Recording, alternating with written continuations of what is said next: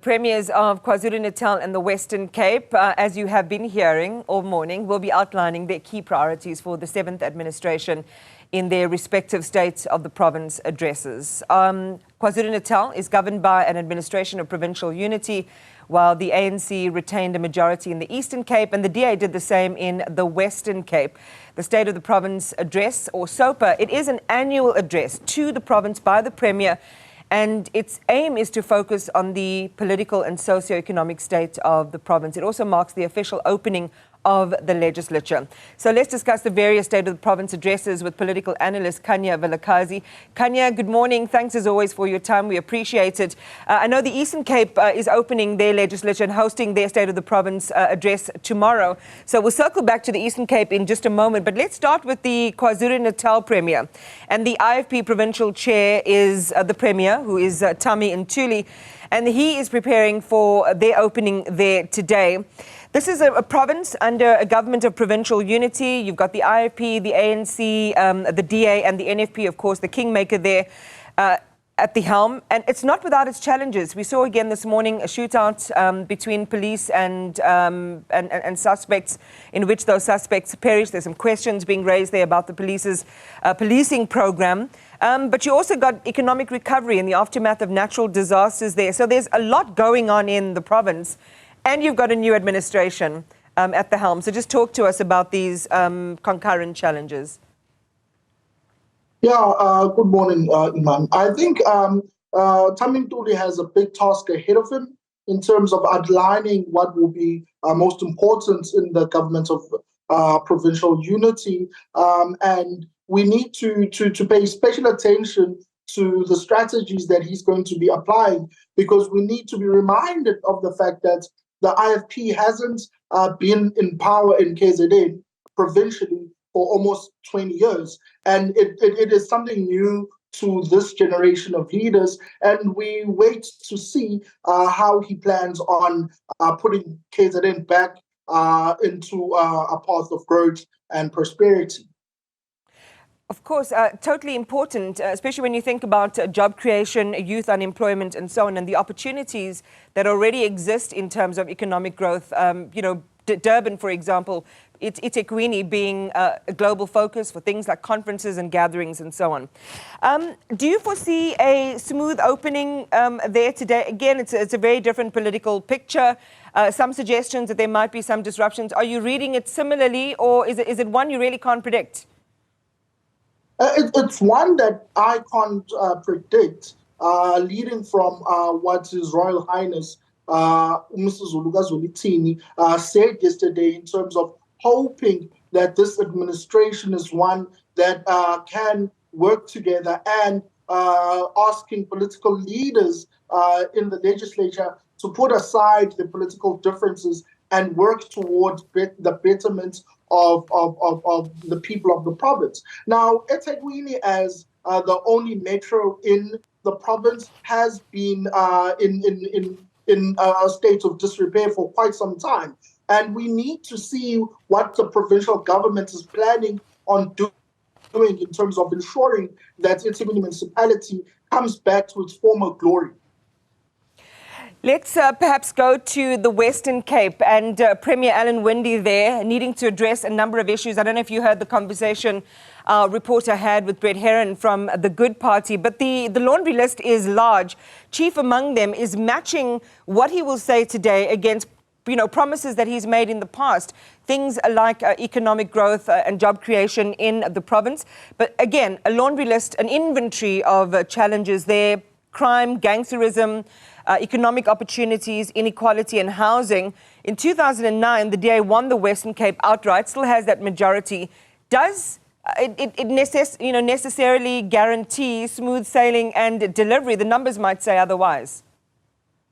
Yes, I think the DA has been leading in the Western Cape since 2009. However, the challenges of leading are now creeping in, because the stark inequalities that exist in the Western Cape are just shocking when compared to the rest of the country. The Western Cape is known to be the hub of a lot of gangsterism, and this is something that the DA leadership under Alan Winde needs to focus on, because it has been one of the few hindrances that has made people stay away from, especially Cape Town, because of such issues. Let's perhaps, I want to quickly touch on the Eastern Cape, and then we'll sort of do a broad overview on the urgency and the priority making that each of these premiers have to create. In the Eastern Cape, ANC Eastern Cape Chair Oscar Mabuyane is the premier. He's come out in defence of the party forming a government of national unity that includes the DA. Mabuyane has described the GNU as a masterstroke that gives the ANC breathing space to then go back to the drawing board and prepare for the 2026 local government elections. What does this mean for political cooperation and urgency towards fixing that particular province's myriad challenges? And we'll go into some of them in just a moment. Now, I think Oscar Mabuyane has a big task ahead of him. However, the Eastern Cape, or the state that the Eastern Cape is in, is something that a lot of South Africans have lauded. I think even on social media platforms, they call it the province of a certain program that is flighted on the national broadcaster because of the myriad challenges that the Eastern Cape faces. Now, it becomes a sad view of the Eastern Cape when they continue saying that the Eastern Cape is doing some change in terms of implementing the broad challenges in terms of addressing the issues within the Eastern Cape. However, it does not materialize in the face of people still living in poverty and in unemployment around the Eastern Cape. Well, let's pick up that thread with you. An Eastern Cape Socioeconomic Consultative Council report has just been released, and it shows that the largest contributors to the negative growth in that particular province's GDP in the first quarter of the year were construction, significantly down, manufacturing down, mining down, transport down.